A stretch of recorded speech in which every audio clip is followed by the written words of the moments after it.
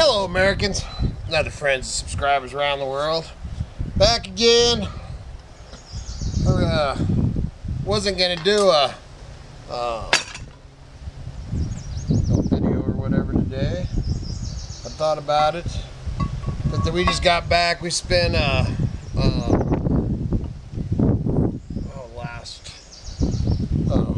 hour and a half or 2 hours, because I got busted by the Idaho State Police in downtown, the little town up the road. We're out in the county, but the little town up the road, little town of 800 people.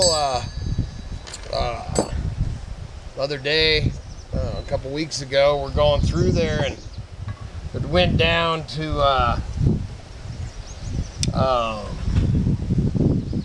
took the little green bean picking machine down to get some hay, and so we're down, man. We go down to get some hay in town there, and get there, they didn't have no hay, so then we went over to the post office and dropped off a couple of packages and head off out of there. And I go down through a little town. Like I said, the town that's up the road is town about 800 people. In our whole county, there's about 3,000 people in our whole county, man. It's a big county, so I mean there are not many people around. So anyway, man, I go through and tootling through the back little back roads through the town to get back out to the highway, and drive along, and I look up, and man, I see gumballs in my mirror. I'm like, oh my Lord, what the heck? So I pull over there in front of the county building there, and it comes on up to it's an Idaho State Police, man. I'm thinking, what's he doing in here? And he comes on up, hey. So I'm, what'd I do? He said, oh, well, you didn't use your blinker. Great. And so he says, not only did you not use your blinker, you didn't use it 3 times. I just thought, oh man, well, I'm right behind you. So I'm just all great. I mean, I don't use, I go down to the flatlands and stuff, I'll use a blinker, man. Up here, I don't use a blinker. All right, so I didn't see your license, registration, and license, registration, proof of insurance. All right. So this kitty starts getting all that out of the jockey box there, and she hands it to me. She's all I got's expired, insurance, proof of insurance. So I hand it to him. Oh, we're insured. I just don't have the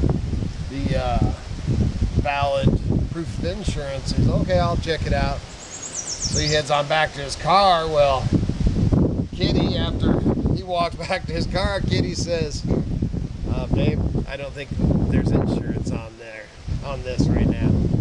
What? And then I remember when we had the big snowstorm, man, and the green bean was stuck in the snowbank, and we were using the Beast, and we were driving the Beast, and we were using the van. And I remember we decided to take off the green bean off of the insurance to save a little money, because we knew we weren't going to be driving it for 2 or 3 months. And then we said we'd put it back on when the snow was gone. Well, guess what? We forgot to put it back on when the snow was gone. So I'm like, oh, great.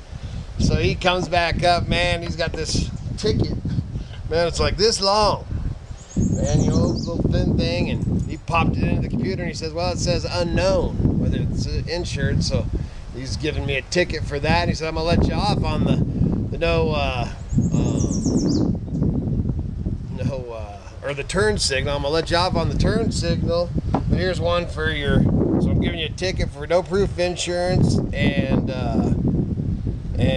not wearing your seatbelt. And then Miss Kitty, I heard her sigh before I said it, because she knew it was coming. And I told him that, well, that's against my constitutional rights.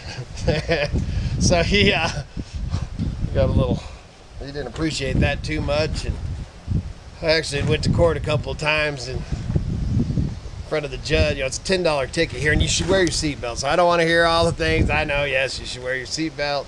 We wear our seatbelts when we go down below. I wear my seatbelts probably 98% of the time in the van. The Mazda, not so much up here in the hills.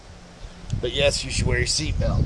So anyway, I went in front of the judge a couple of times when I was kind of on a little high horse about constitutional rights, and one judge told me to get the hell out of his courtroom. But I got off on the $10 ticket. Anyway, it's not even worth it.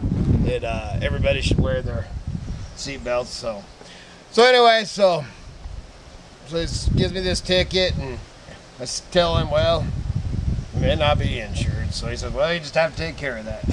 It's out there at the courthouse. So, all right. So we go down there today, and man, I'm trying to explain to them because I called my insurance, and even though, sorry about that, but I got junk everywhere. It distracts me. All these treasures, man, they're everywhere.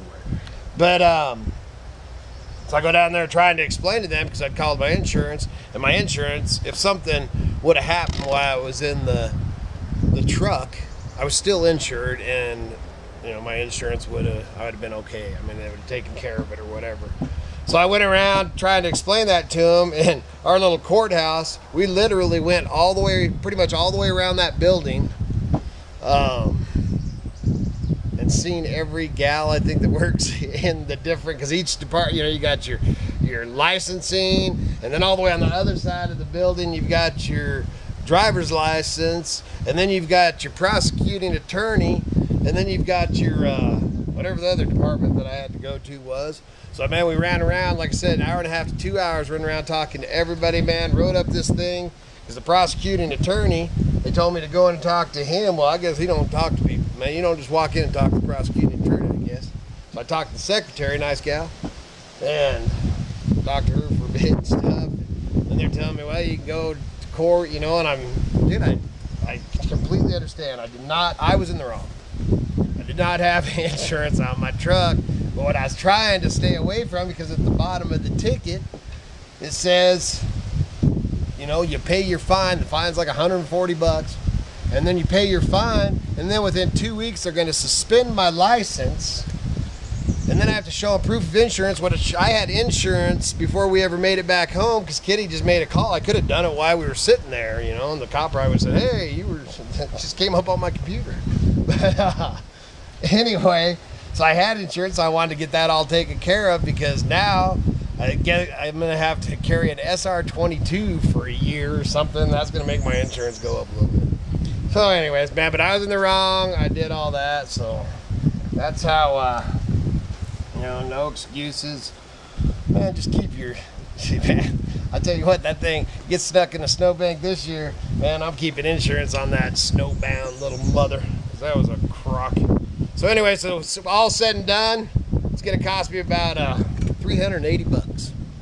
Not counting that my insurance, I don't know how much it's going to go up, but probably 10 or 20 bucks a month while having SR22s. We Googled it and was reading on it and stuff. Look at that bee right in front of the screen. That's crazy. Yeah, bees and hummingbirds, man, they love me. But anyway, so just thought I'd give you that little bit of a, man, that would have been so cool if I'd have caught it. Give you that little bit of input or whatever, and keep insurance on all your rigs, and don't tell the police it's against your constitutional rights. Unless it is against your constitutional rights, stand up for your rights. Hey man, is that cool or what? Looks like they're getting logs out of the, man, I can use it for coal or logs or whatever. Alright man, I gotta get my hindquarters to work. This kitty's over there taking pictures. And actually I've been putting a little surround around my tub in between listing and working on some knives. So good Lord willing, and the creeks don't rise, hopefully we'll do another video tomorrow. You guys all have a good night.